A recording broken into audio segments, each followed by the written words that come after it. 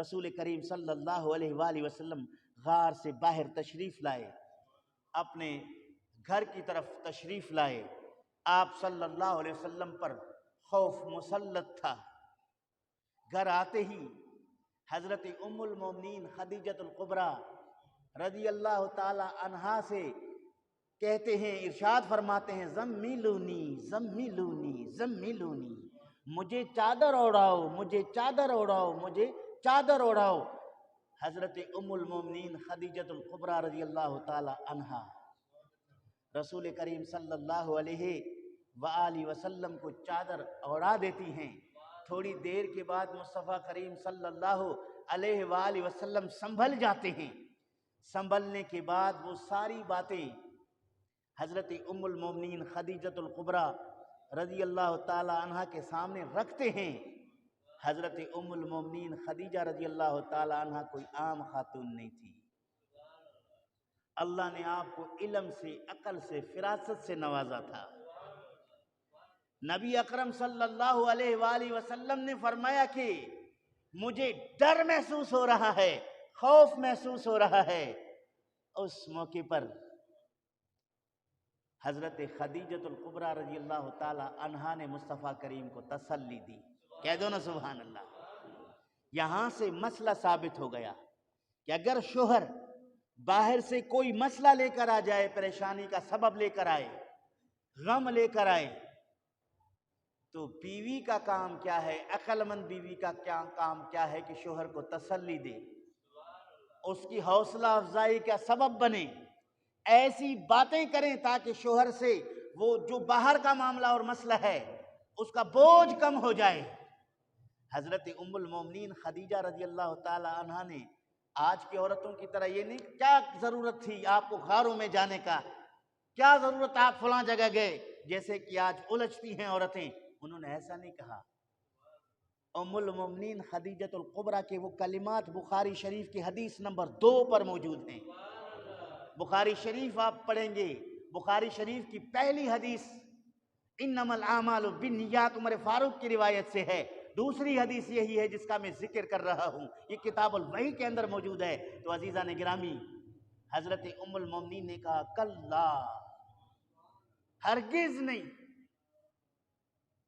واللہ ما یخزیک ابدا، اے میرے سر کے تاج، اللہ کی قسم، کتنی پکی بات کرتی ہے، اے میرے سر کے تاج، اللہ کی قسم، کبھی بھی اللہ رب العالمین آپ کو بے آبرو نہیں کرے گا۔ اللہ آپ کے عزت میں، عظمت میں اضافہ فرمائے گا۔ کتنی پیاری بات ہے، کتنا اہم جملہ ہے، اور پھر اس پر دلائل قائم کرتی ہیں۔ انکا لتصل الرحم، آپ کی شخصیت وہ ہے کہ آپ صلہ رحمی کرتے ہیں، آپ رشتوں کو جوڑتے ہیں، آپ رشتوں کو، بولے آپ رشتوں کو جوڑتے ہیں، رشتوں کو نہیں توڑتے۔ بہن کو بہن کا حق، بھائی کو بھائی کا حق، بھتیجے کو بھتیجے کا حق، چچا کو چچا کا حق، ہر رشتہ دار کو اس کا حق دے کر آپ صلہ رحمی کرتے ہیں۔ کسی کے ساتھ کسی کی حق تلفی نہیں کرتے، کسی کو ناراض نہیں کرتے، کسی کے ساتھ رشتہ داری کو نہیں توڑتے۔ فلاں سے میرا کوئی تعلق نہیں ہے، خونی رشتہ ہے، تب بھی چھوٹی سی بات پہ ناراض ہے، نہ میرے جنازے پہ آئے نہ میں اس کے جنازے پہ چلا جاؤں۔ اے مصطفیٰ کریم صلی اللہ علیہ وسلم کی امتو، کدھر جا رہے ہو اندھیرے کی طرف؟ نبی کریم صلی اللہ علیہ وسلم کے اوصاف میں سب سے پہلی صفت ام المومنین خدیجۃ الکبریٰ رضی اللہ تعالیٰ عنہ بیان کرتی ہیں، لتصل الرحم، آپ جو ہیں صلہ رحمی کرتے ہیں، رشتہ داروں کا بڑا خیال رکھتے ہیں، اور پھر لتصدق الحدیث، آپ سچ بولتے ہیں، سچ بولتے ہیں۔ سچ بولنے والے کبھی رسوا نہیں ہوتے، سچ بولنے والے کبھی بے آبرو نہیں ہوتے، سچ کبھی شرمسار نہیں ہوتا۔ پہلی بات آپ صلہ رحمی کرتے ہیں۔ دوسری بات یہ ہے کہ آپ جو ہیں سچ بولتے ہیں۔ دو صفتیں، پتہ چلا کہ سچ بولنا یہ اہم صفت ہے، اور انسان کے تقوی کے لیے، عبادتوں کی قبولیت کے لیے دو چیزوں کی بڑی ضرورت ہے: عقل حلال و صدق مقال۔ عقل حلال و صدق مقال، یہ دو چیزیں اگر کسی کے پاس ہوں، اس کے بعد اس کی عبادت سے اس کے چہرے میں نورانیت پیدا ہوتی ہے، اس کا دل روشن ہو جاتا ہے، وہ اللہ کا مقرب بنتا ہے، وہ ولایت کے راستے پر گامزن ہوتا ہے۔ عقل حلال کا مطلب کیا ہے؟ رزق حلال کا ہو، جو کھا رہا ہے وہ حرام کا نہ ہو، جو کھا رہا ہے وہ حرام کا نہ ہو۔ وصدق مقال، جو بول رہا ہے وہ جھوٹ نہ ہو، جو کھا رہا ہے وہ حلال ہو، جو بول رہا ہے وہ سچ ہو۔ یہ اس کے بعد وہ نماز پڑھے، روزہ رکھے، حج کرے، زکوٰۃ دے، اس کی ساری عبادتیں مقبول ہیں، وہ ولایت اور تقوی کے راستے پر گامزن ہے، دعائیں بھی مقبول ہیں، مستجاب الدعوات ہونے کے لیے بھی یہی شرائط ضروری ہے۔ تو اس نے ام المومنین نے کہا کہ آپ سچ بولتے ہیں۔ اس کے بعد فرمایا کہ آپ کمزوروں کا بوجھ اٹھاتے ہیں۔ کسی کمزور کو آپ دیکھتے ہیں، اس کا بوجھ اٹھاتے ہیں۔ کمزوروں کا بوجھ اٹھانا، کمزور لوگوں کی مدد کرنا، کمزور لوگوں کی ہمدردی ان کے ساتھ پیش آنا، یہ مصطفیٰ کریم کی وہ وصفیں ہیں۔ ابھی آپ نے اعلان نبوت نہیں کیا، اس سے پہلے آپ کی ذات گرامی میں یہ موجود ہیں، جس کا ذکر ام المومنین خدیجۃ الکبریٰ رضی اللہ تعالیٰ عنہ بیان فرما رہی ہیں۔ تو اس کے بعد فرمایا کہ اے محبوب صلی اللہ علیہ وسلم، وَتَقْسِبُ الْمَعْدُومِ، نادار لوگوں کو اپنی کمائی میں سے حصہ دیتے ہیں۔ کمائی آپ کی ہے، تجارت آپ کی ہے، پیسہ آپ کا ہے، محنت آپ کا ہے، لیکن آپ دیکھتے ہیں ایک بھوکے آدمی کو، آپ اس میں سے اس کا حصہ نکالتے ہیں۔ آپ دیکھتے ہیں کسی بے لباس شخص کو، اس میں سے اس کا حصہ نکالتے ہیں۔ آپ دیکھتے ہیں کسی یتیم غریب مسکین کو، اپنے مال میں سے اس کا حصہ نکالتے ہیں۔ بھلا کوئی سخی آدمی ایسا ہو جو اللہ کی مخلوق کے ساتھ اتنی ہمدردی رکھتا ہو، اللہ اسے کیسے بے آبرو کرے گا؟ اے محبوب صلی اللہ علیہ وسلم، ہرگز نہیں۔ اللہ رب العالمین کی قسم، اللہ رب العالمین آپ کی عظمتوں کو بڑھائے گا۔ اس کے بعد خدیجۃ الکبریٰ رضی اللہ تعالی عنہا نے کہا وَتُقْرِ الضَّیْفَ، آپ مہمان نواز ہیں، مہمان نوازی کرتے ہیں، آپ مہمانوں کی عزت کرتے ہیں، مہمانوں کی تکریم کرتے ہیں۔ مہمان نوازی کرنے والے کب بے آبرو ہو سکتے ہیں؟ تو عزیزان گرامی، یہاں سے مصطفیٰ کریم صلی اللہ علیہ وآلہ وسلم کے وہ معاملات ثابت ہو گئے۔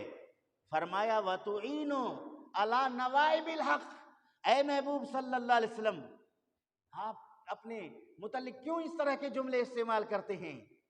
آپ کو اللہ رب العالمین عظمت عزت عطا فرمائے گا، اس لیے کہ آپ اس مظلوم کی جو حق پر ہو مدد کرتے ہیں، اس مظلوم کی جو حق پر ہے آپ اس کی مدد کرتے ہیں۔ تو عزیزان گرامی، ان باتوں کے بعد حضرت ام المومنین خدیجۃ الکبریٰ رضی اللہ تعالی عنہا نے آپ صلی اللہ علیہ وآلہ وسلم کو اپنے چچا زاد بھائی ورقہ بن نوفل کے پاس لے گئے، اور حضرت ام المومنین خدیجۃ الکبریٰ رضی اللہ تعالی عنہا نے ورقہ بن نوفل سے کہا کہ آپ کے بھائی کے ساتھ مسئلہ ہے، ذرا آپ ان کی بات سنیے۔ اس پر رسول کریم صلی اللہ علیہ وسلم نے غار حرا میں جبریل کے آنے کو، سینے سے لگانے کو، اقرأ بسم ربک الذی پڑھنے کا ذکر کرتے ہیں، چونکہ ورقہ بن نوفل حق کی تلاش میں بت پرستی کو چھوڑ کر نصرانیت عیسائیت کو وہ قبول کر چکے تھے، اور وہاں ان کی زبان سیکھ چکے تھے، آسمانی کتب کا آپ کے پاس علم تھا۔ اس نے یہ پوری بات سننے کے بعد ورقہ بن نوفل نے کہا کہ یہ وہی ناموس ہے، یعنی وہی فرشتہ ہے جو اللہ کے نبی حضرت موسیٰ علیہ السلام کے پاس آیا کرتے تھے۔ یہ وہی ناموس ہے جو اللہ کا وحی لے آنے والا فرشتہ ہے جس کا آپ ذکر کر رہے ہیں۔ اب اگر وہ آتا ہے تو اس کی پوری بات آپ سن لیں، اللہ رب العالمین نے آپ کو مقام نبوت پر فائز فرما رہا ہے۔ کاش میں اس وقت تک زندہ رہوں،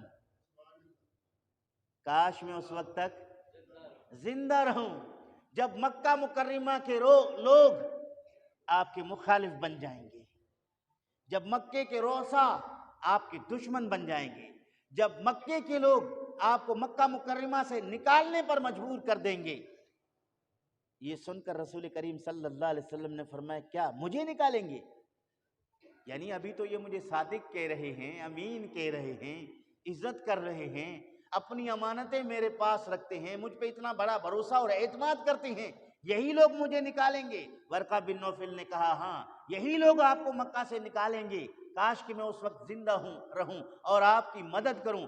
ان کے چند دنوں کے بعد ورقہ بن نوفل کا انتقال ہو جاتا ہے، تو سب سے پہلے نبی اکرم صلی اللہ تعالی علیہ وآلہ وسلم کی نبوت کا اظہار ام المومنین خدیجۃ الکبریٰ رضی اللہ تعالی عنہا خود رسول کریم کی زبانی سنتے ہیں، اس کے بعد ورقہ کی زبانی سنتے ہیں، اس سے حضرت ام المومنین رضی اللہ تعالی عنہا مکمل طور پر جان جاتی ہیں کہ مصطفیٰ کریم صلی اللہ علیہ وسلم اللہ رب العالمین کے نبی